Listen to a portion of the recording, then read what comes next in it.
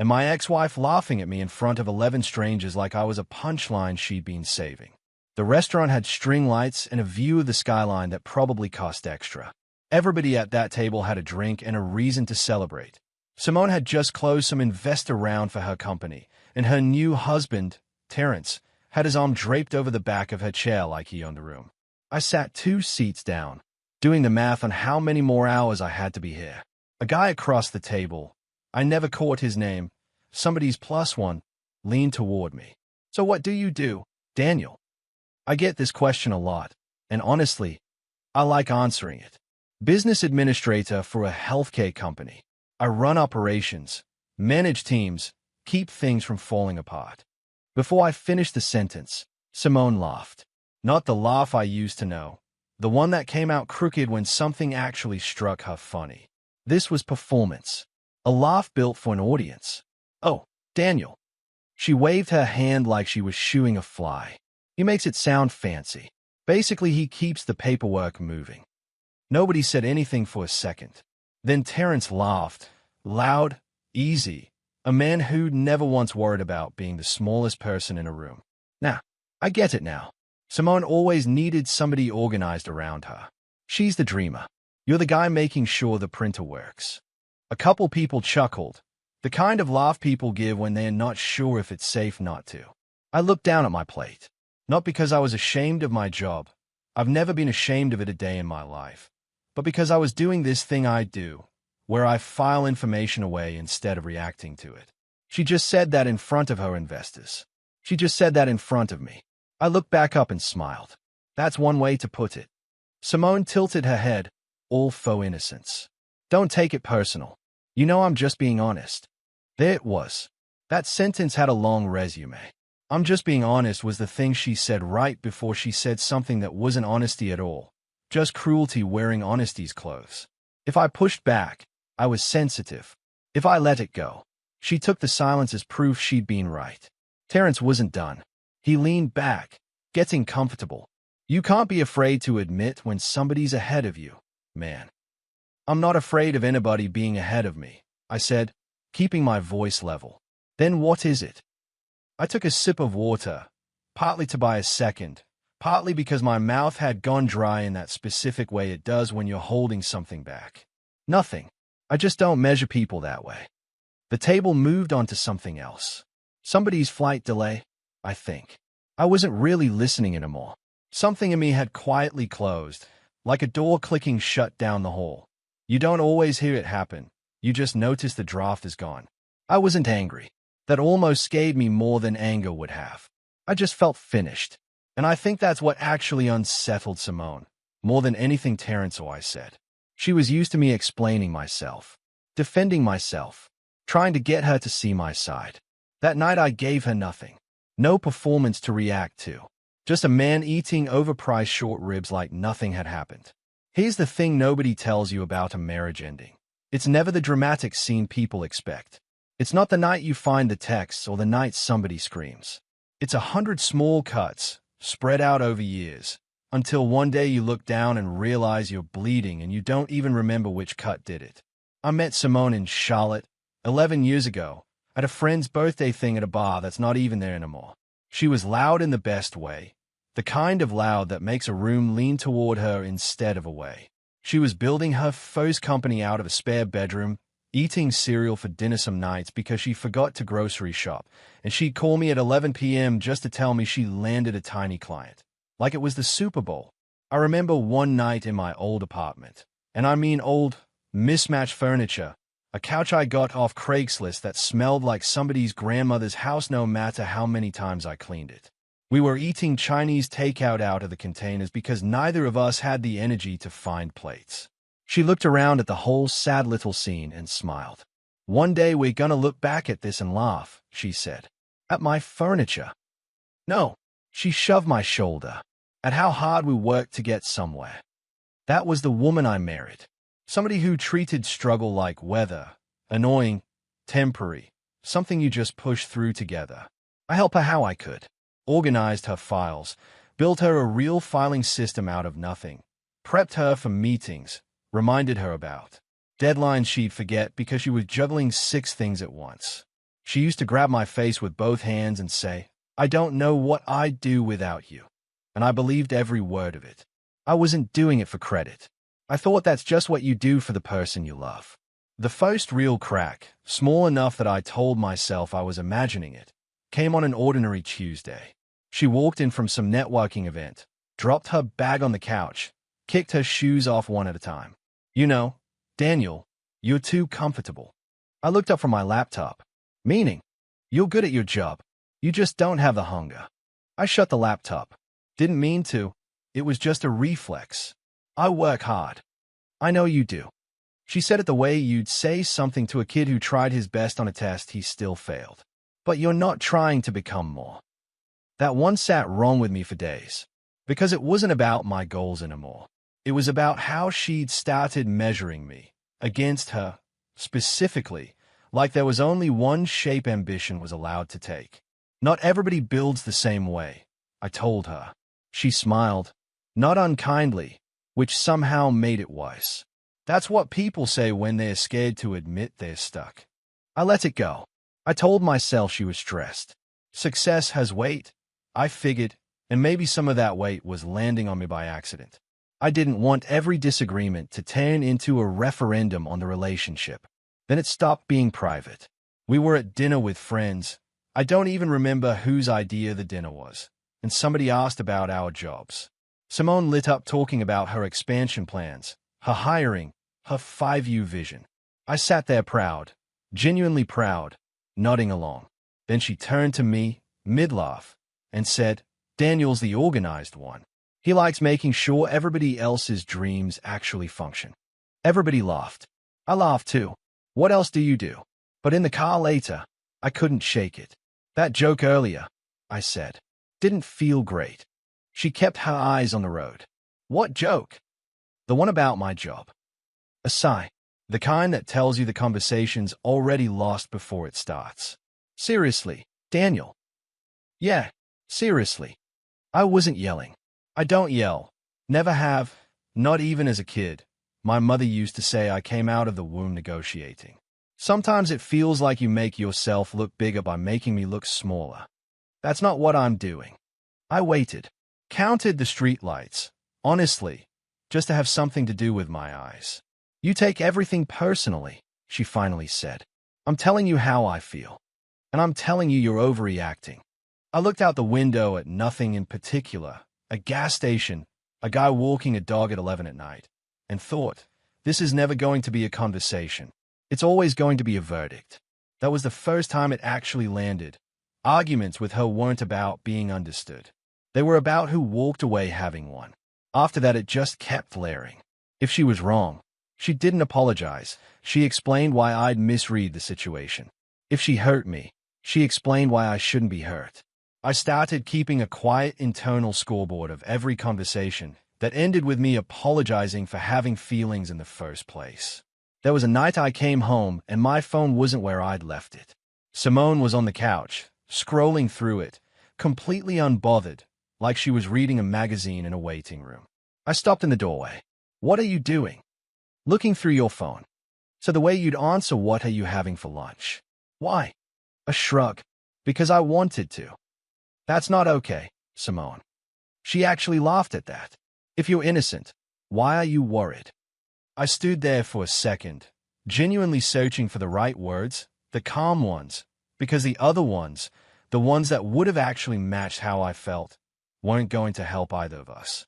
Trust isn't something you prove by letting somebody go through your private messages whenever they feel like it. She rolled her eyes so hard I swear I heard it. "You always make everything dramatic." I didn't say anything else. Because somewhere in that exact second, I understood something I didn't want to understand. She wasn't looking through my phone because she was scared of losing me. She was looking for a reason to justify a decision she'd already made somewhere in her head. After that, I stopped fighting every battle. Not because I'd come around to her version of things, because I'd started watching instead. How she talked to me when we were alone versus how she talked to me in front of people. How fast she could dismiss something that mattered to me. How comfortable she'd gotten criticizing me while expecting endless patience in return. The hardest part, honestly, wasn't the cruelty.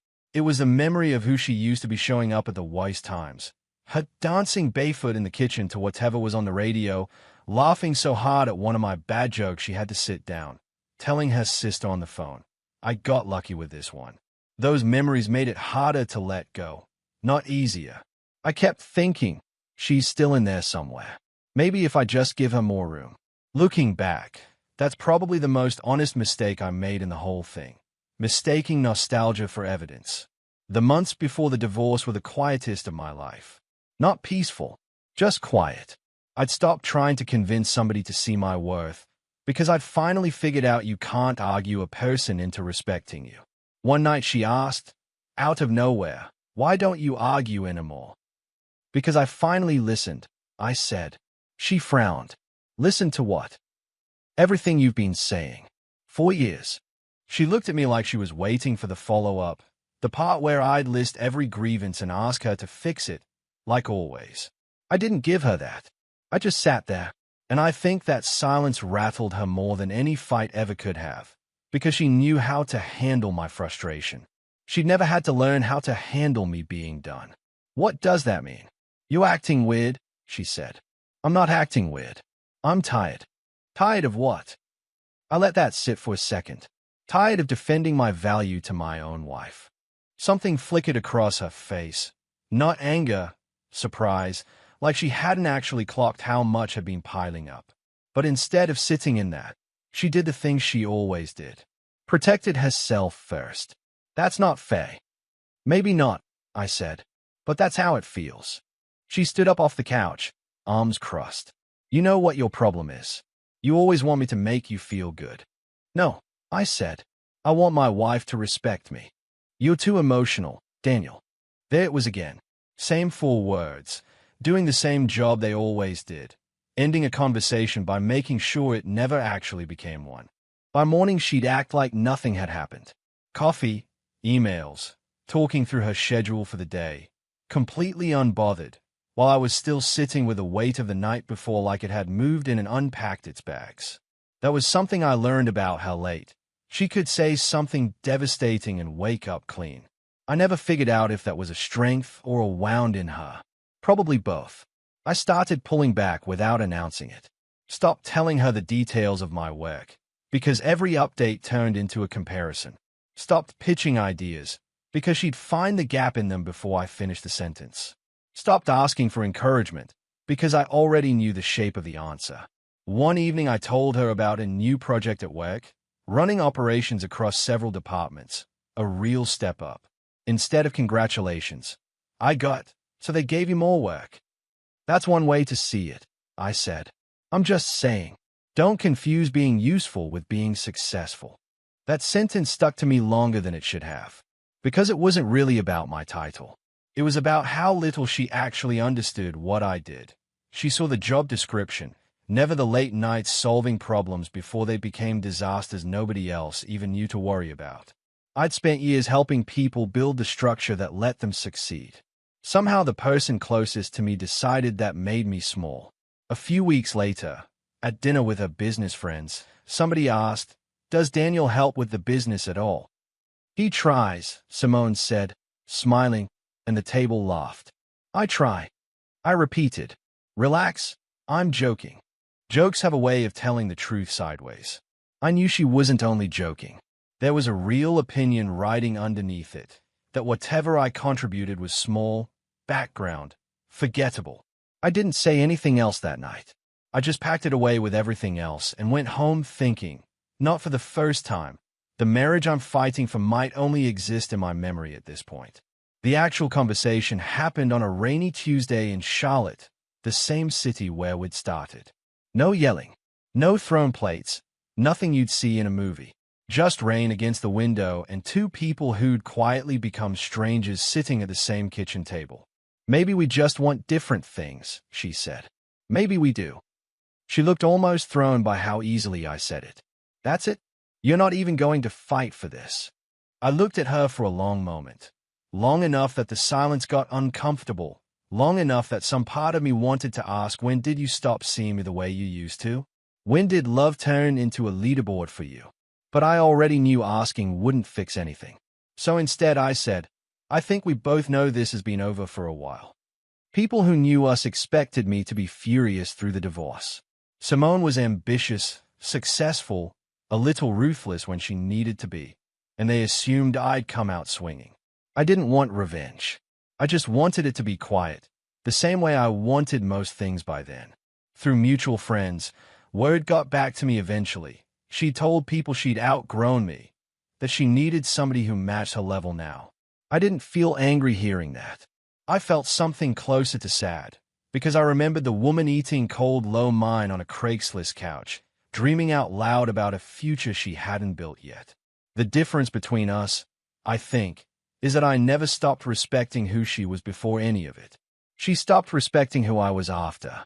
After the divorce, I didn't do anything dramatic. No big reinvention, no posting about glow-ups online.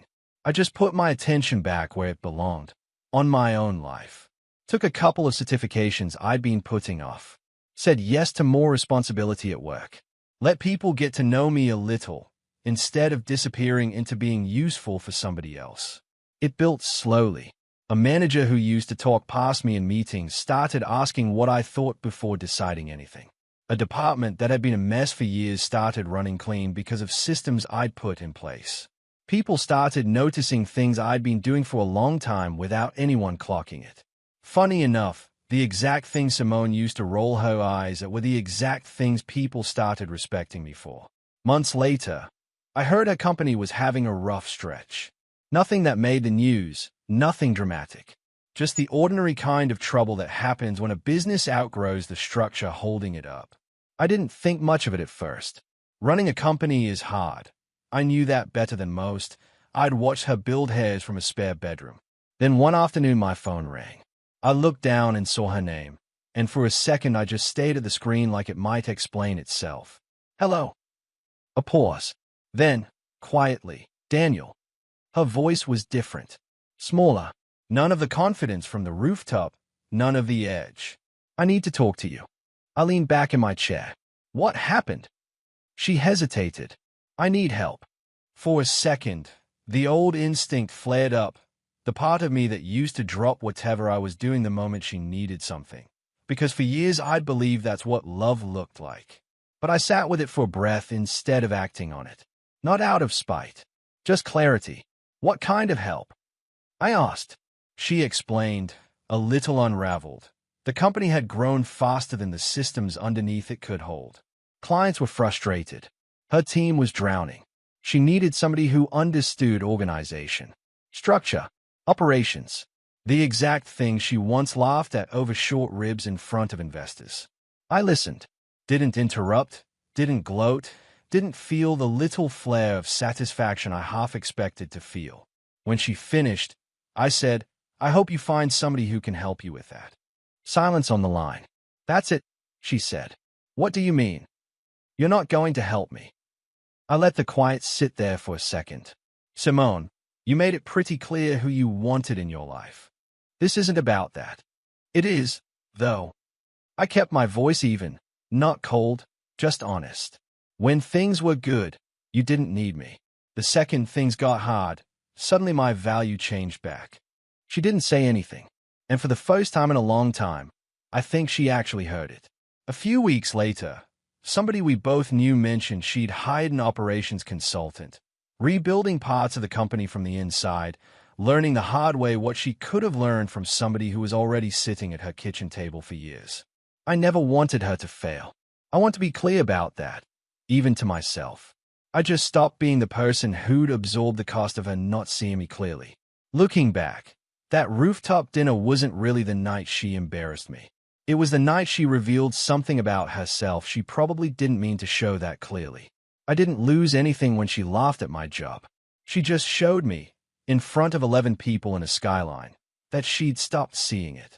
And honestly, the calmest win I've ever had wasn't proving her wrong. It was realizing I didn't need her, or anyone who underestimated me, to finally understand what I was worth. My job was never just anything.